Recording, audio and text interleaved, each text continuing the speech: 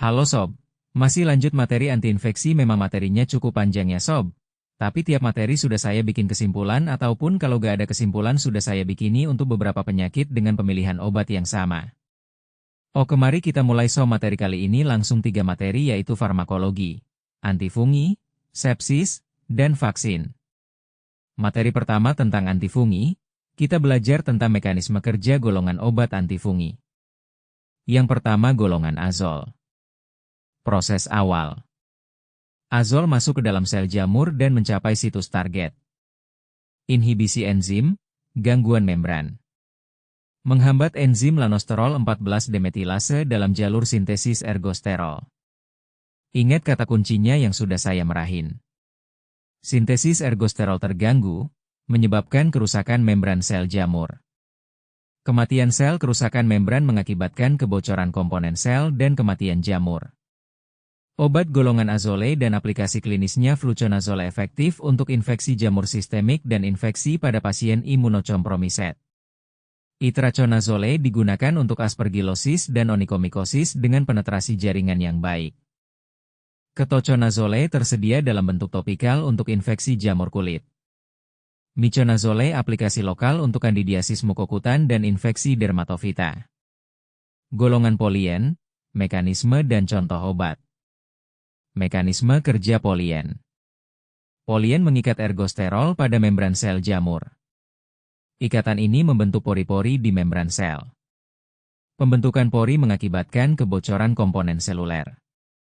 Sel jamur mengalami lisis dan mati. Contoh obat polien. Amphotericin B, untuk infeksi jamur sistemik serius. Nystatin, untuk infeksi jamur lokal, terutama kandidiasis, golongan echinocandin, alilamina dan antimetabolit, echinocandin, menghambat enzim 1,3-glukansintase yang penting untuk integritas dinding sel jamur.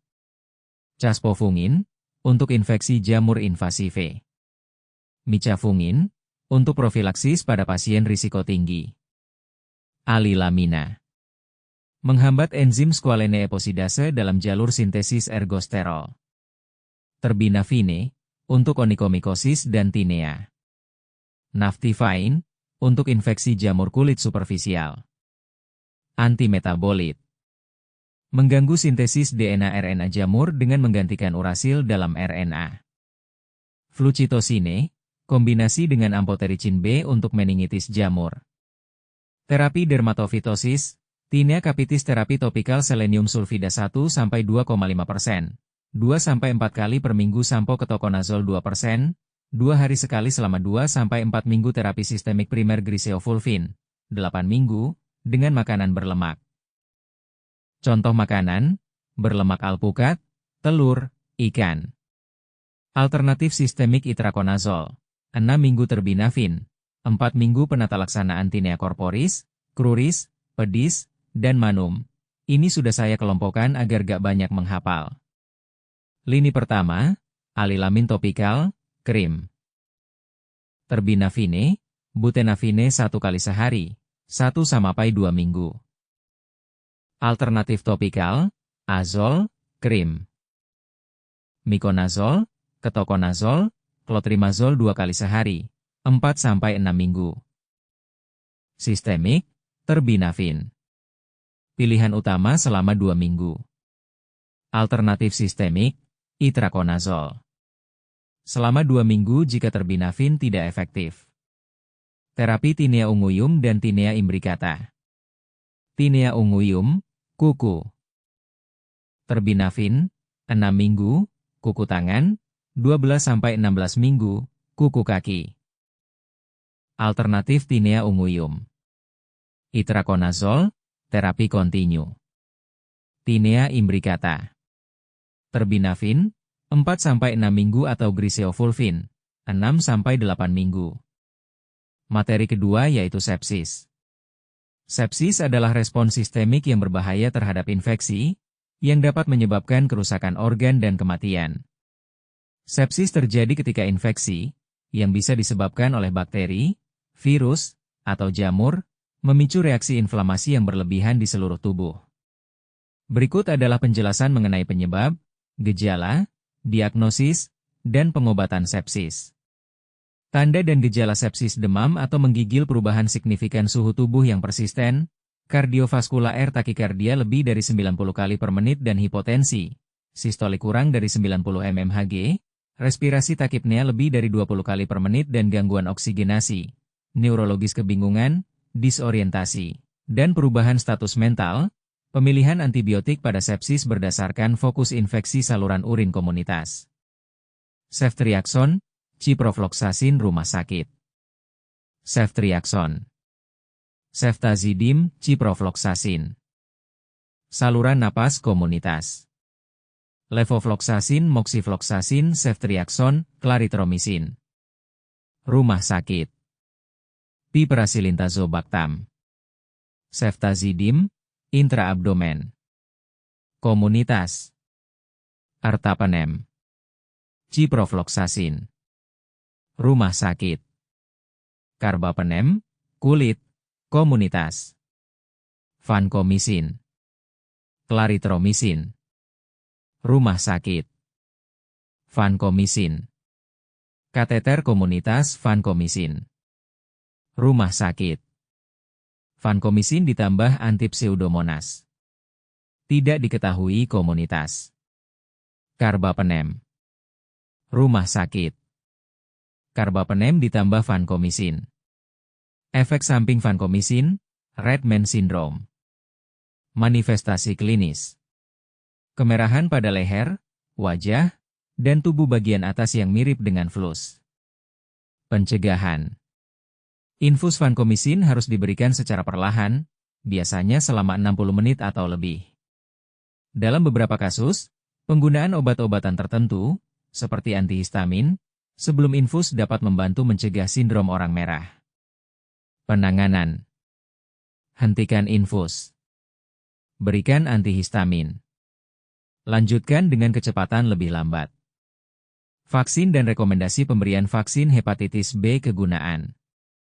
Mencegah infeksi virus hepatitis B yang dapat menyebabkan penyakit hati kronis dan kanker hati. Diberikan dalam 3 dosis. Dosis pertama saat lahir, 0.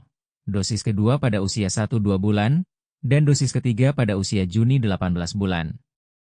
Vaksin DTP, difteri, tetanus, pertusis. Kegunaan. Mencegah difteri, tetanus, dan batuk rejan, pertusis. Diberikan dalam 5 dosis. Dosis pertama pada usia 2 bulan, kedua pada usia 4 bulan, dosis ketiga pada usia 6 bulan, dosis keempat pada usia 18 bulan, dan dosis kelima pada usia 5-6 tahun. Vaksin polio, IPV. Kegunaan. Mencegah infeksi virus polio yang dapat menyebabkan kelumpuhan. Diberikan dalam 4 dosis. Dosis pertama pada usia 2 bulan, dosis kedua pada usia 4 bulan, dosis ketiga pada usia Juni 18 bulan, dan dosis keempat pada usia 5-6 tahun. Vaksin MMR, campak, gondongan, rubella. Kegunaan, mencegah campak, gondongan, dan rubella. Diberikan dalam 2 dosis. Dosis pertama pada usia 9 bulan, dan dosis kedua pada usia 18 bulan. Vaksin Hib, Haemophilus influenzae tipe B. Kegunaan. Mencegah infeksi yang disebabkan oleh bakteri Haemophilus influenzae tipe B, yang dapat menyebabkan meningitis dan pneumonia. Diberikan dalam 3-4 dosis. Dosis pertama pada usia 2 bulan, dosis kedua pada usia 4 bulan, dosis ketiga pada usia 6 bulan, jika menggunakan vaksin kombinasi, dan dosis keempat pada usia Desember 15 bulan. Vaksin pneumokokus, PCV. Kegunaan.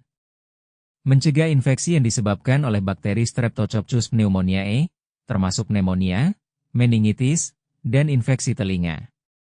Diberikan dalam 4 dosis. Dosis pertama pada usia 2 bulan, dosis kedua pada usia 4 bulan, dosis ketiga pada usia 6 bulan, dan dosis keempat pada usia Desember 15 bulan. Vaksin HPV, Human Papillomavirus.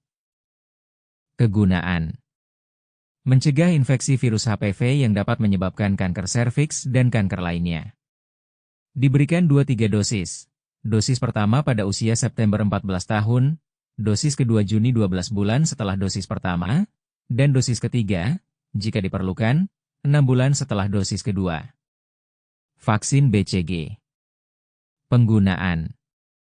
Mencegah tuberkulosis, TB, terutama bentuk yang berat pada anak-anak. Diberikan sekali, biasanya saat lahir atau dalam 1 bulan pertama kehidupan. Sekian ya sob materi kali ini, semoga mudah dimengerti. Untuk materi dapat di-download di bawah ya.